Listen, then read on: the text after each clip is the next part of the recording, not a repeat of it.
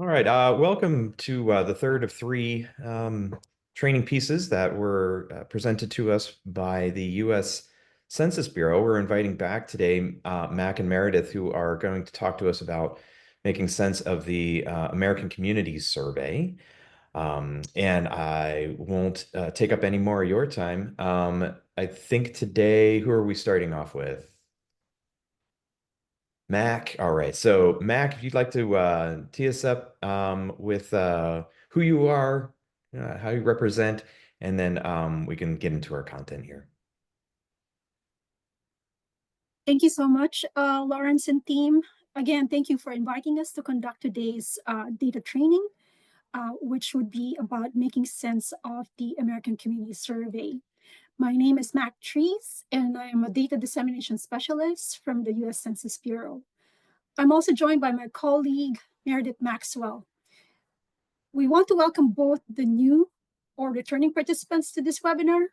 It's been an honor and a privilege for us to provide you with these data training sessions, and we hope that it has been helpful to your research or even your program planning.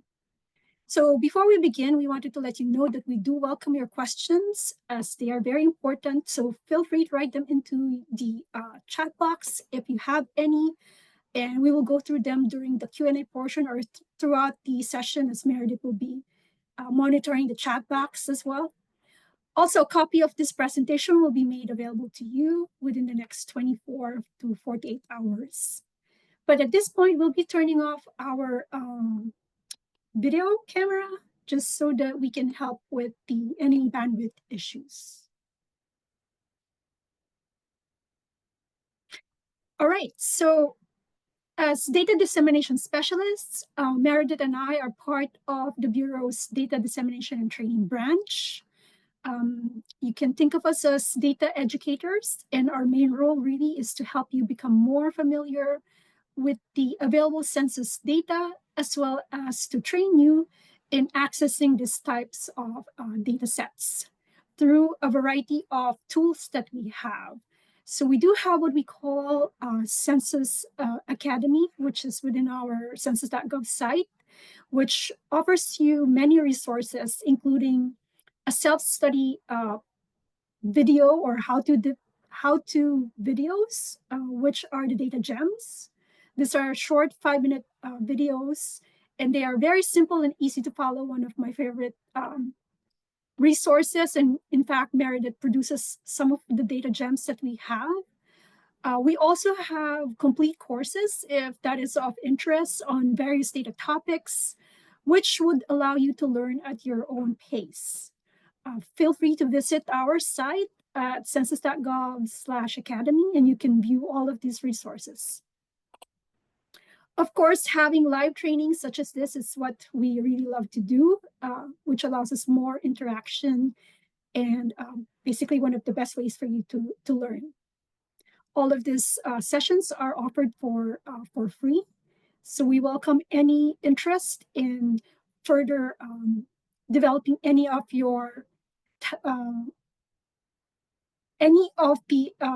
data sources that we have available for you.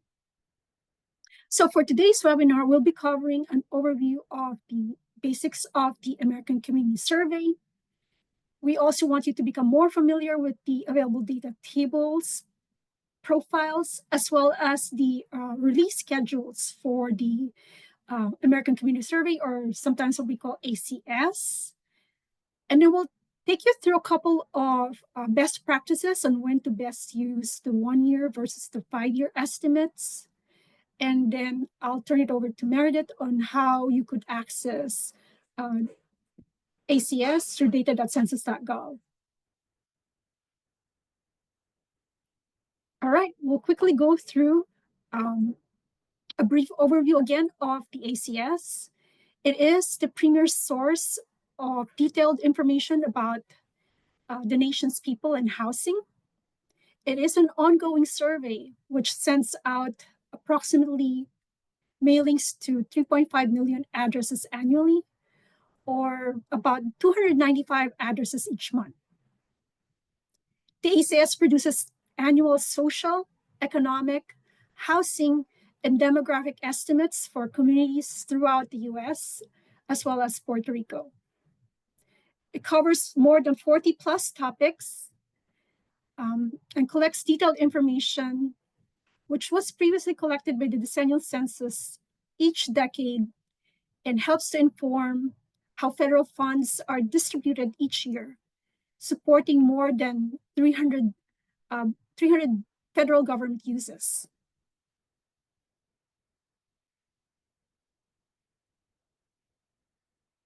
So in terms of just the collection process as a background on the ACS, it is important to note that the survey is not mailed to a specific person, but to randomly selected addresses. There is no name on the mailing. It only contains the address of the household. The process typically is that the randomly selected household address receives a mail informing them that they have been selected and are encouraged to respond via paper or online.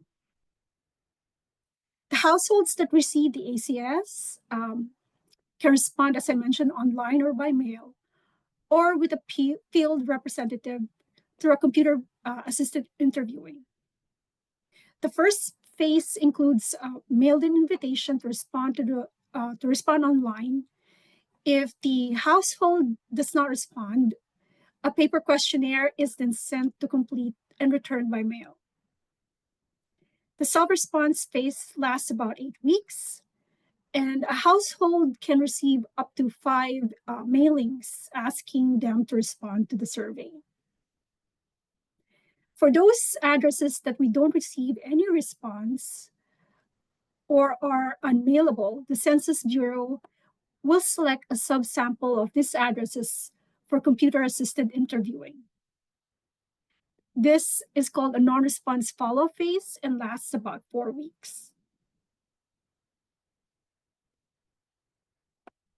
Now, this chart provides you with the different subjects or topics included in the ACS. And they are organized into 4 different categories. I remember there are more than 40 plus topics, and this kind of just gives you an overview of the breadth and depth of the subjects that are included in the ACS. So we have demographic, social, housing, and economic categories.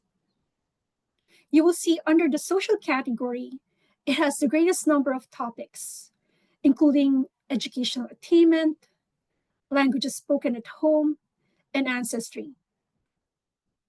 Now, for the demographic category, you're able to access data for age, sex, race, and Hispanic origin. Note that these items are in red and are also collected by the decennial census. Hence, you will see some of this, everything that are in red, including occupancy as well as tenure. These are also some of the subjects that the decennial census collects. So you do have 2 sources of data sets for this type of topics. We also have within the economic category, you will be able to get information on the class of worker, employment status, participation in SNAP, among other subjects. And then finally, we have the housing category, which allows you to better understand the housing stock as well as the affordability of a community, including how much people spend on rent or mortgage as a percentage of their income.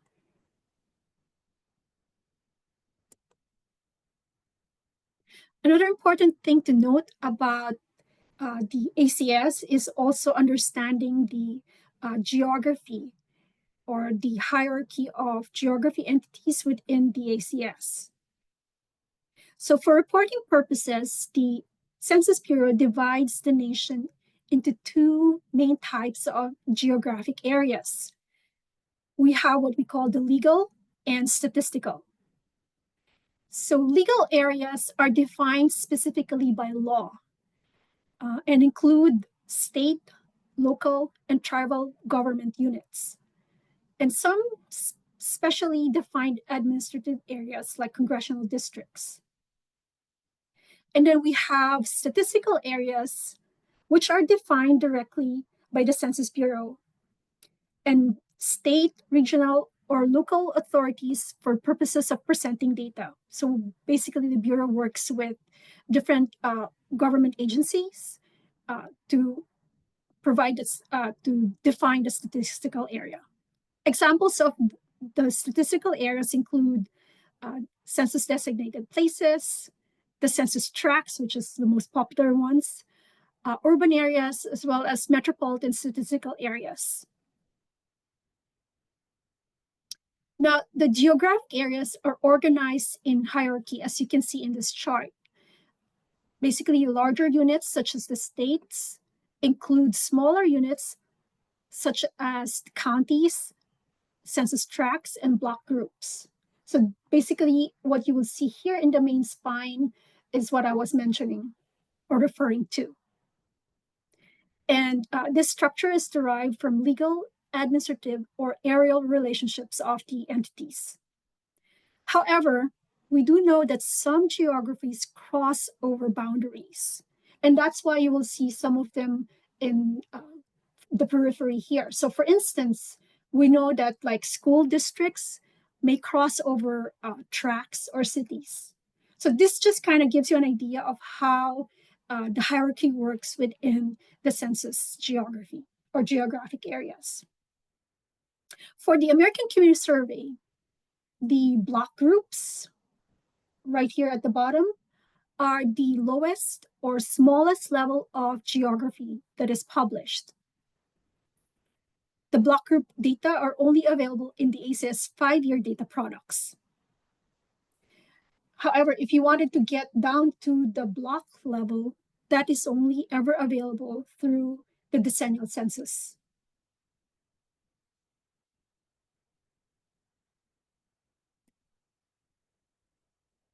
In terms of data product types, this provides you a list of the different pre-tabulated tables and profiles that the ACS produces. Now here you will see the profiles contain the most frequently requested social, economic, housing, and demographic data, which is summarized for a single geographic area. So profiles include DP, or sometimes what we call data profiles. We have narrative profiles, comparison profiles, and selected population profiles. For the tables, they offer more precise or detailed view of a subject. So sometimes you will view table listing, including tables, detailed tables of B or C. And then we have the supplemental tables. Those tables actually include both the estimates and percentages. And then we also have ranking tables as well as geographic comparison tables and others. So there's a lot of tables that is available for you. And towards the demonstration part, Meredith will actually be going through some of these so that you will become more familiar with them.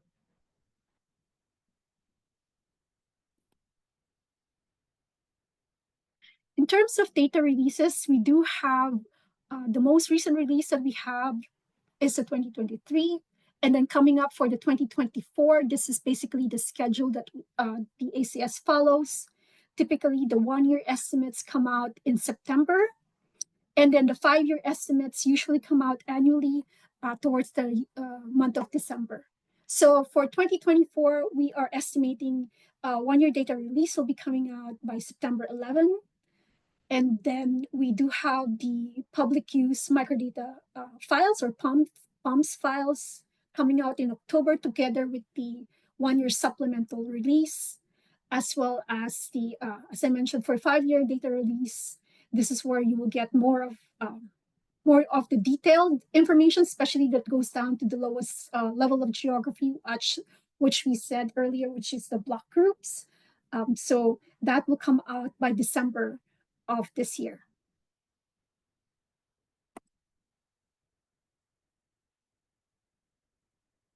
Now we'll what we'll be reviewing is how ACS collects data over a period of time. And basically, I've always been asked, like, how are we supposed to compare ACS 5-year estimates or even the 1-year estimates? And when is it the best time to use any of these surveys or vintages? So for the 1-year estimates, the ACS actually uses data collected in that calendar year. So as you can see here, for example, for year one, we have January through December 31, which is actually what we call the 1-year estimate period. Similarly, the 5-year estimates uses data collected over a 5-year period. So for example, for the 2016 to 2020 5-year estimates, we will use the ACS data collected from January 1 of, let's say this is 2016 to December 31 of 2020. So it will cover the 5 years. Although people may sometimes refer to the 5-year estimates as an average of the 5 1-year estimates, that's actually not correct. The Bureau does not take 5-year 1-year estimates and then add them up and divide them into 5 to get a 5-year estimates.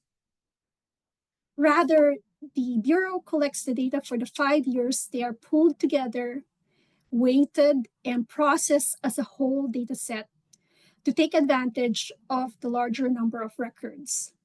So you can think of the 5-year estimates and equate it to a midpoint of the time series in certain specific cases. So, but it's not always the case. So just keep that in mind when you're using 1-year or 5-year estimates. The Census Bureau also strongly recommends against comparing estimates in overlapping 5-year periods, since much of the data in each estimates are the same. So for instance, here you will see these are kind of like the overlapping estimates. So you will have 2015 release or vintage, 2016, 17, 18, 19, and 2020 release. The Bureau encourages the data users to compare 5-year estimates that don't have any overlapping years of data. So what would be best used is that you compare a 2015 release to the 2020 because they don't overlap any of the data sets.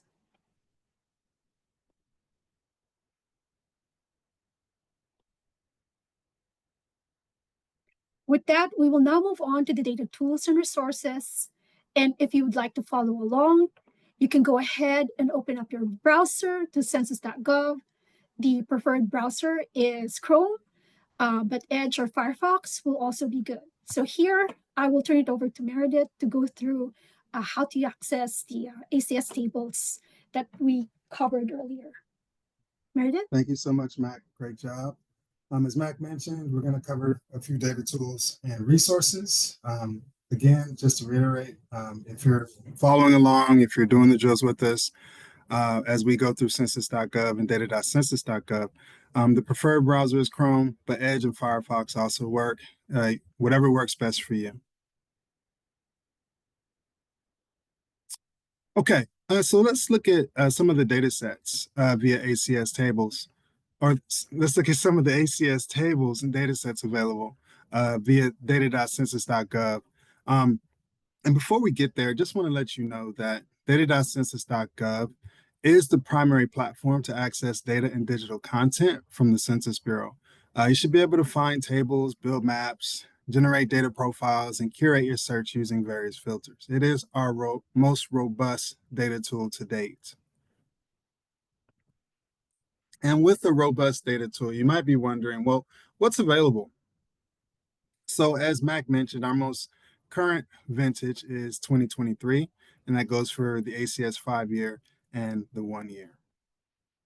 So the data product, our lowest geography, for our data products here, you can see our calendars. We can go back as far as 2000 and as recent as 2023. And we list all the potential data tables, data profiles, comparison profiles, and subject tables. We give you the vintage. So you can see here, this is an ACS 1-year vintage for detailed tables. And just so you can make sense of this, you can go back as far as 2010 and as recent as 2023. And if there's no check mark, that just means that this particular table is not available for that vintage year. And you can see these are some of our more recent decennial releases, some of our last decennial releases. And you can see here that, of course, they're only available on years ending in 0 because the decennial census is every 10 years, right? So you can see here for these particular decennial summary files, 2000, 2010, and then our most recent decennial census, 2020. So just a nice fun chart that you can refer back to when you receive the PDF version of this webinar. Okay. Using data.census.gov, you can either do a single search, which is highlighted here in this purple box. You can see find tables, maps, and more, or an advanced search option, which you would go here. You can see advanced search, and this is how it would populate. You can see advanced search here, and you'll be able to actually find filters appropriate to your search. So the single search allows you to type in keywords, which could be topic, specific place, year, etc., or it could be a combination of keywords. For the advanced search, again, you have the ability to filter your options so your search is more precise. The advanced search allows you to filter based on codes, geography, surveys, topics, and years. And you can see here, those filter categories here. Whenever you see this blue symbol here, that means that you can open it up and there'll be additional categories. Okay, so before we actually open up the data tool, I find it useful to actually show you, once you populate your search, how the dashboard, the layout will look. So on the left, you see filters and results, which take you back to your initial search. And I'll highlight that so you can see here. So once you populate your search, it'll keep a tally of how many filters and how many results. Next, you'll actually see your table ID, which notes your table title, vintage, survey with the hyperlink to uncover additional vintages. So you can see here, based on the table that I showed you a few slides back, you hit this symbol here, it'll drop down, you'll have additional details. And if you want, let's say, to jump to last year's vintage, you want to look at the 2022 5-year vintage, you'll be able to access that here.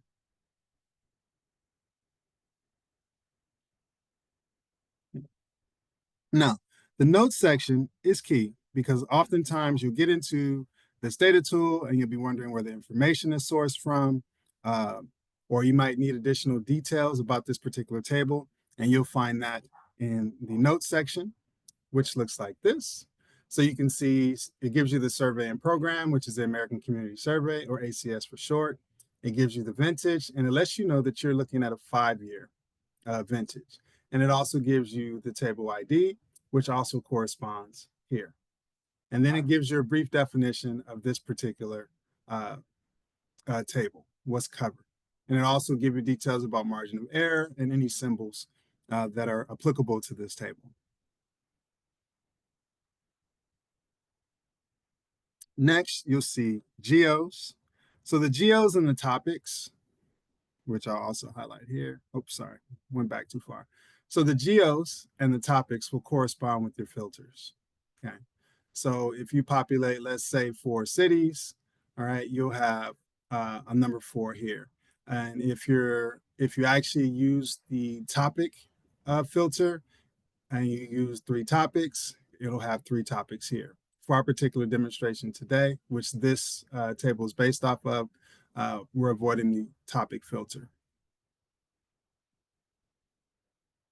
Next, you have the margin of error, which you can see is displayed here. Okay. If the margin of error is not important to you, or just for aesthetics to make the table layout more readable, all you have to do is select this and the margin of error will go away. And then finally, there's the more tool options. So depending on if your page is fully expanded, you may see the entire bar, but if not, you'll have the more tools. And I'll show you what's listed there. You can see here, you have the restore option, you have downloadable options, which include Excel, CSV, zip files. For research purposes, we have this cite function here, which will give you the ability to cite sources in multiple ways. And if you wanted to share this table, you hit the share button and it'll give you a link to share this exact table. You can also print it. There's also, for those advanced users, access to the API. We have a new chart and map function, which I'll show you briefly at the end of the demonstration. So there you have it. There's the layout. Now that we understand the layout, sorry, hold on a second. Here's our demonstration for today. So today, we are going to find the following characteristics for Butte and Los Angeles counties at the tract level. Okay. And just for all intents and purposes, I'll let you know what we're going to look at. We're going to look at data profiles, which are short for DP 02, 03, 04, and 05. Okay. And with these data profiles, you have access to household type, broadband access, foreign-born population, income and benefits, average household size. You can see here the range of topics that these data profiles will cover. I'll show you how to get here, which will be advanced search. And we're going to only have 5 filters for this. And I say only because we're looking at the tract level. So obviously, when you're looking at counties, there can be dozens of tracts. So to simplify our search, we're just going to use 2 tracts per county. There's no rhyme or reason on the selection of the tracts. I just took the top 2 tracts. So that being said, let's go ahead and get started.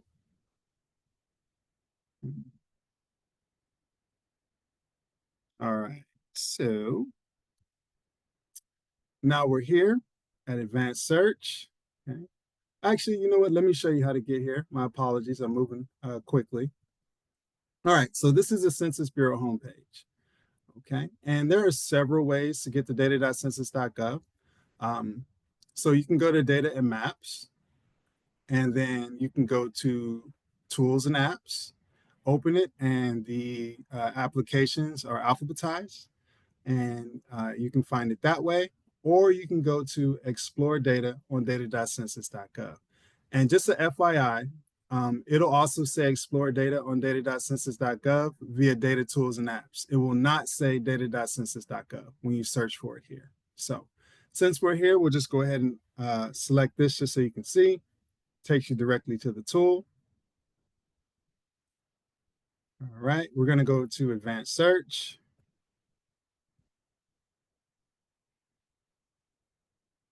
Sometimes it takes a little bit to load. Okay.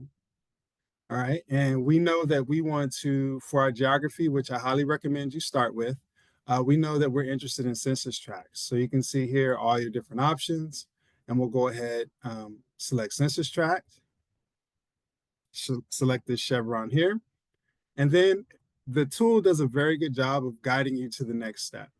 So obviously, if we want to select the tract, we have to start with the state. So both of our counties are in California. And you can see Butte here. So you can either type it in this box here, and it'll isolate your particular search. I see Butte here, so I'll go ahead and select Butte. And you can see it lists all the census tracts in Butte County. So given the large amount of information when you search at the census tract level, you can select all census tracts, which will automatically input them all. I'll uncheck that. And as aforementioned, we're just going to select the first 2 just for ease of use. And it aids with the guidance of this particular demonstration. Okay, so we have our 2 counties. You can see we have 2 filters. All right, so then now we'll go back to county and scroll down, and you can see Los Angeles County here. I'll select Los Angeles County. Wait for it to populate. And you can see I have the same opportunity to select all census tracts, but I'm just going to go ahead and select the top 2 census tracts here. All right, so now we have our geographies, right? And as aforementioned, we were going to have 5 total filters, so I'm missing 1 filter. So I'm not going to go to topics. Instead, I'm going to go ahead. I'm going to go ahead and go down to surveys. And I know I'm interested in the ACS, or the American Community Survey. So I'll go ahead and select the chevron here. And this data.census.gov will filter out your options. So if I had the option for the 1-year estimates, it would be there. But I don't. So the only option based on the filters I've selected are the 5-year estimates, which is fine by me. Okay. And then we'll go ahead and select data profiles. And voila, I have the same 5 filters I showed you on the previous slide. Okay. And once everything is in order, I've verified I have the data I'm interested in searching for. I'm going to go all the way to the right at the bottom and hit search. Let that populate. And once everything is set, you have your search, your data sets, and your profiles available. So you can see, I like to break this up into thirds. So to the left, right, you have your search criteria, your filters, and all that good stuff to adjust your search. And then in the center, you have your results. And then on the right, you have this profile opportunity, which is kind of a narrative profile for the United States. You can see the level of detail that it gives you here with regards to population, income, housing units, and healthcare coverage, so forth and so on. Okay. Now we're going to focus here in the center. Okay. You can see all the options. Right now we're looking at all. You can jump to tables, you can jump to maps, you can look at charts and profiles, and all that will be relative to these data profiles here, right? And if your search was larger, I highly recommend that you change the view to 50 to reduce the amount of pages. All right, so now that we have our first data profile, we'll go ahead and start with DP02. You can see when you look at DP02, it's letting you know that you have 14 total products. So if you were to hit this plus sign, it will let you know all the vintages that are available for this search. So again, this goes back to the table that we showed you a few slides back. You can go back as far as 2010 for this 5-year vintage based on our current search. So we want the most recent vintage. So we're going to start with 2023. Let it populate. Okay. And I want to see more of the results. So I'm going to go ahead and collapse the table here, hit these double chevrons, and voila, everything is closed. So now you can see this band here should reflect the slide I showed you on the details. So for this particular table, all right? I'm going to go ahead and reduce the margin of error just to collapse the table a bit, okay? And you can see here, for some reason it's only giving us these 2 census tracts. Okay, so if you notice, it's only giving us 2 of the 4 census tracts, and that's because of population thresholds, okay? So that's something that you have to be careful of when you're actually doing your data search, making sure that for the vintages that there are enough population to actually pull data for your particular search. So you can see here for these 2 census tracts, we have 1.02 and 1011.10 for Los Angeles County. And now what's of most importance is to actually show you the data types that's on DP02. So you can see here we have total households. Okay, you can see how this census tract compares with this Los Angeles County census tract. You can see we have married couple households, cohabiting, male householder, female householder, no spouse. We also have relationship details, like people in the households. It gives you a total number. You can look at spouse versus unmarried partner. Okay. You can also look at marital status. Okay. You can look at females 15 years and over. We have fertility details here. How about information for grandparents? Okay. We also have school enrollment. So you can see population 3 years and over enrolled in school. And it also breaks down the school type: nursery school, kindergarten, elementary school, high school, college, or graduate school. Okay.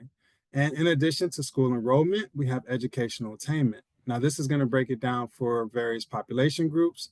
So this particular demographic is 25 years and over. You can see that for this particular census tract, there's just over 2,700. And then for California, there's just over 3,000. I'm sorry, for Los Angeles County, there's just over 3,000. And you can look at those same data sets for different grades and degrees. So we also get a lot of requests for veteran status. So you can see we do have some detail here via this DP02 on veteran status. You can see civilization population 18 years and over, consider veterans just over 3,000. And it's pretty comparable to this track here in Los Angeles County. Disability status. We also have place of birth details here. Okay. Born in the US, you can see that number as compared to the total population. So the majority of those born in the US for this particular track, okay, versus you can see for this particular track in Los Angeles County, it's almost even. And we also have citizenship details. So you can see there's a lot of value in these data profiles. You just have to know which socioeconomic characteristic you're searching for. And oftentimes these broad characteristics identified in these data profiles will have the details you need. So we also have world region of birth of foreign born. And one that I really like is the language spoken at home. So we also break that down by age, and you can see the two characteristics primarily that we have here are English only households or speak English less than very well. Okay. And we also have other Indo-European languages, Asian Pacific Islander languages, and other languages. And on this data profile, they're not all as robust.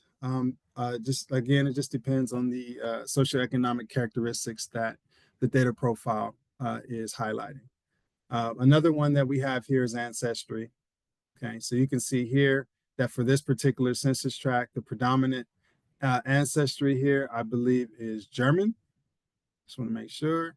Yes. And the predominant for this Los Angeles County is, just want to make sure I have this right, 294, 298 is American, followed closely by English. Okay, and then you can see German here is a close third. So that's DP02 in a nutshell. Right. So if you want to get back to your search, an easy way is just to go back to your filters or go to your results, and it'll take you back. And then we can look at a different data profile. We'll go to DP03.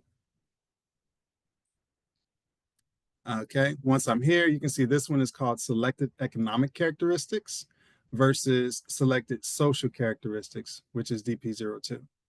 So again, I'll quickly remove the margin of error. And you can see we have those same tracks. And here we have employment status, population 16 and over. We have those in the labor force, those not in the labor force.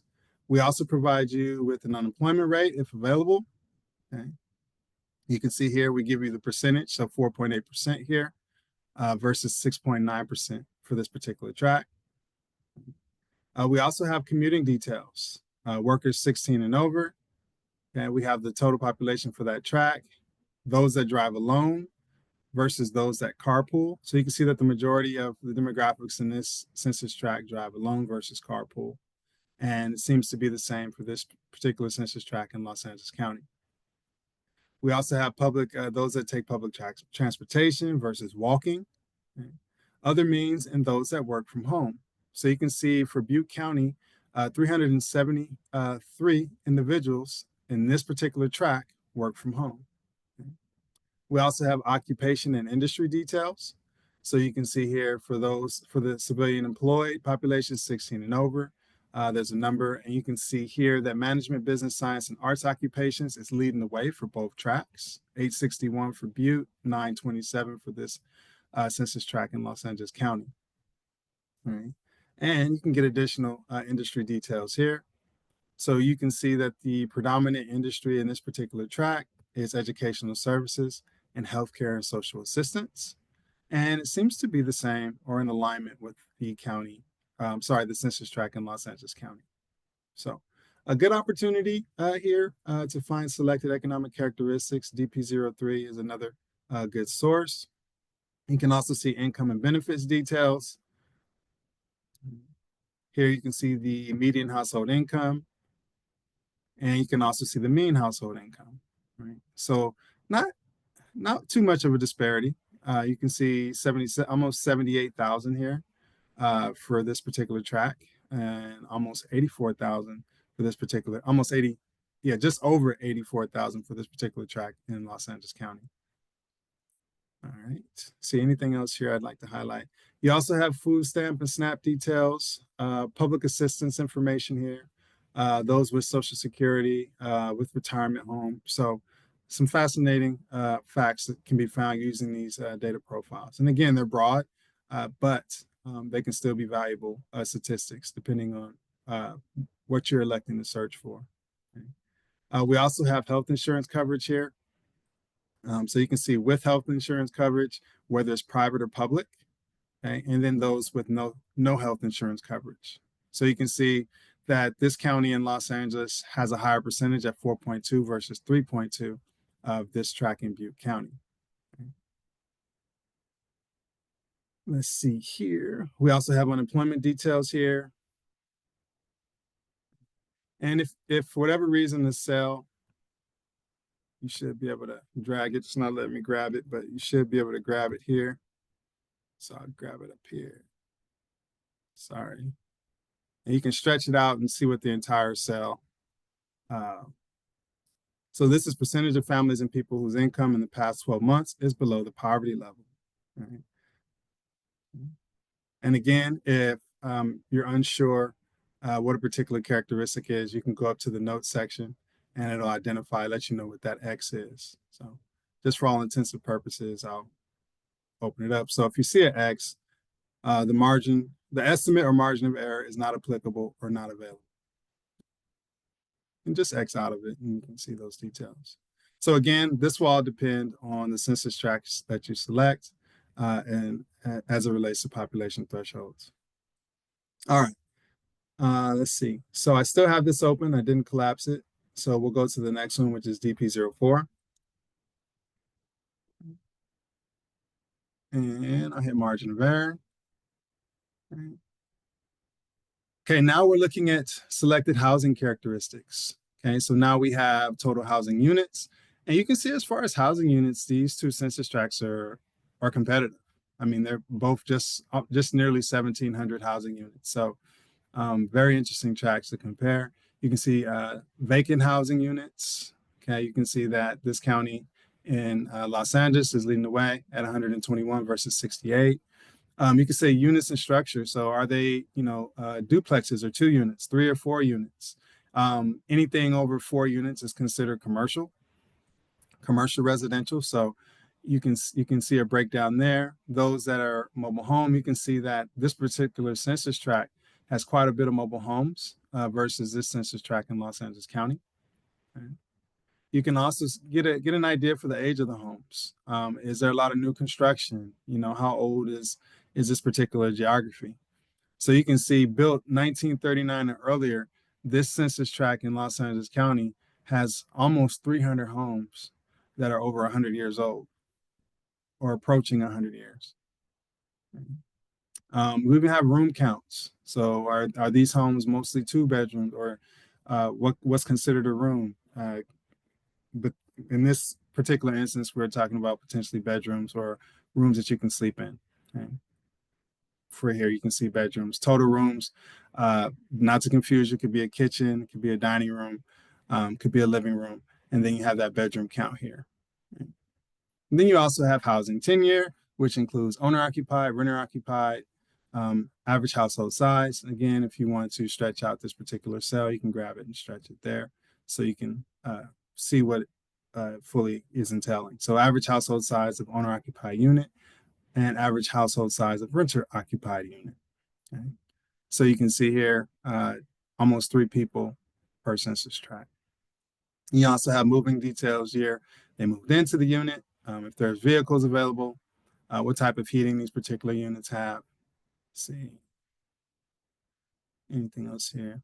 And you can also get owner-occupied value details, right? So you can see $1 million or more, 36 in this county in Butte, excuse me, beautiful Butte. And then you have this census tract in Los Angeles, almost 80 with $1 million or more. And you can see the median household value here is almost 387,000 versus almost 740,000 in this county in Los Angeles. You can also see mortgage status, housing units with a mortgage versus housing units without a mortgage. Okay. Let's see here. You can also get gross rent details here, median dollars, how much they pay for rent. You can see just over 1,400 here versus just over 1,700 for Los Angeles County. And then you can see how much rent as a percentage of your household income those particular rental rates are in this sector here. So that's DP04. We have one more to show you. I think we're doing okay on time. And go back to results. All right, and the last one we're going to show you for this particular example is ACS demographic and housing estimates.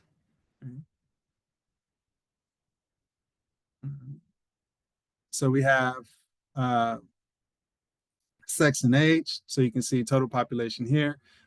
Before I get going, let me remove that margin of error. So we have the same census tracts here, just for ease of use. You can see the breakdown male to female. You can also see the breakdown as it pertains to age. And you can see here that 85 years and over, this particular census tract has a higher number versus this census tract in Los Angeles County. Right. Let's see anything else that's glaring here. You can see that the predominant will be between 25 and 44 years old, have the larger numbers of populations. And we also have the median age. This is a younger track by almost 10 years. You can see 34.6 versus 44.8. And you also get a breakdown male versus female. So for this particular census tract, the females are dominating, and the same for this census tract in Los Angeles County. You also get race breakdown and details here. Those with one race, 2 or more races. Okay. White versus black, not necessarily versus, but if you were looking at the comparison here, you can see that both of these census tracts are predominantly white. Okay. And then I believe Asian is a close second. Okay. All right. And then you can get additional breakdown of those of 2 or more races. Okay. And then you have the race alone or in combination, and you get that breakdown here. And then you get those Hispanic or Latino. You get that versus the total population here with the breakdown of the race details for Hispanic or Latino. So again, these data profiles are, if you need broad level information for a variety of socioeconomic characteristics, these data profiles are an awesome place to start. Any questions before I move on? None at the moment, Meredith. Perfect. Thank you. All right. Okay. Quickly, just for this next demonstration, we're going to find population by block group for Butte County and chart the population totals in descending order. So you can see here, we're going to use advanced search again. Okay. And we're going to be looking for detailed table B1, B01003. Right? And this is what it should look like. So when you do receive the PDF version of this presentation, you want to make sure your filters line up. And we're going to look at the ACS 5-year estimate detail tables. And we're going to be looking at all block groups within Butte County, California. All right. So I'm just going to go back to data.census.gov. select this United States Census Bureau icon and it refreshes and gets you back to the landing page. Okay. Now we're going to use advanced search. Okay. And as aforementioned, start with geography. And you can see here, block group. And it'll take you back, starting with the state and filter down to the smaller geographies. And once we select California, then we'll select the appropriate county and we'll select Butte County, California. And if you know the block group, I'm sorry, I'm in Census Tract, sorry. Oh no, I got it. Sorry, I'm here. If you know the block group that you're interested in, you can go ahead and select it, but I'm gonna go ahead and select all block groups within Butte County, California. Okay. And it should populate here. And again, data.census.gov does a great job of filtering your options. So we're not gonna select topics for this particular demo, but we will select ACS again. Okay. And again, we have the option for the 5-year estimates. And we have detailed tables. Because the block group level, again, this particular data tool will help you filter your available options. We'll select detailed tables. And once everything's good to go, we'll hit search. All right. And again, we're looking for table B01003.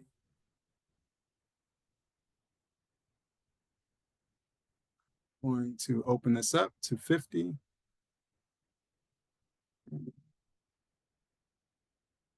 And you can see here, B01003, which is total population. You have 11 products. Okay. I'm going to look for the 2023 ACS 5-year. And now you can see all the block groups are listed here.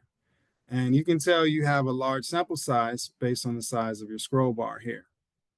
Okay.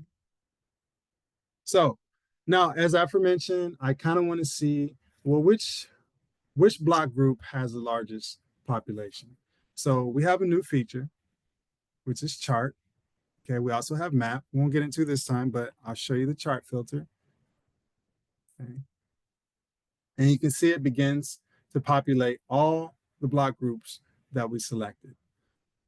Okay.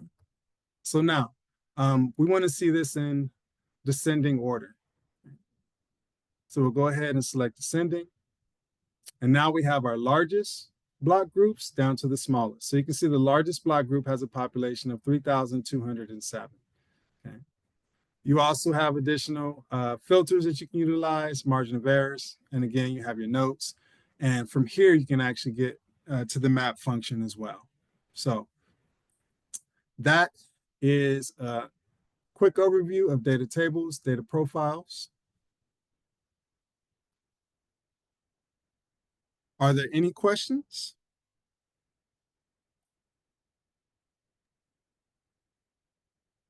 Okay, perfect. No questions so far, Mary. Thank you. No problem. All right, I'm just going to go ahead and close this out.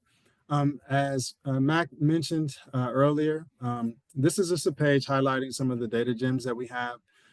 They're quick 5 to 10 minute videos that cover a variety of our data tools. As DDS, we use them often as well to refresh ourselves and to learn about new enhancements and data tools. And then we also have our webinars and our recorded webinars. Again, DDS utilize them as well to learn. I highly recommend if you have interest in the tool or you just want to learn, get on our calendar, figure out the webinar for you, sign up and enjoy some learning. This is how you get in contact with us. You can see Mac's details up top, followed by mine, and then our general census.askdata@census.gov or 1-844-askdata. And that's how you can get in touch with us. That being said, thank you very much.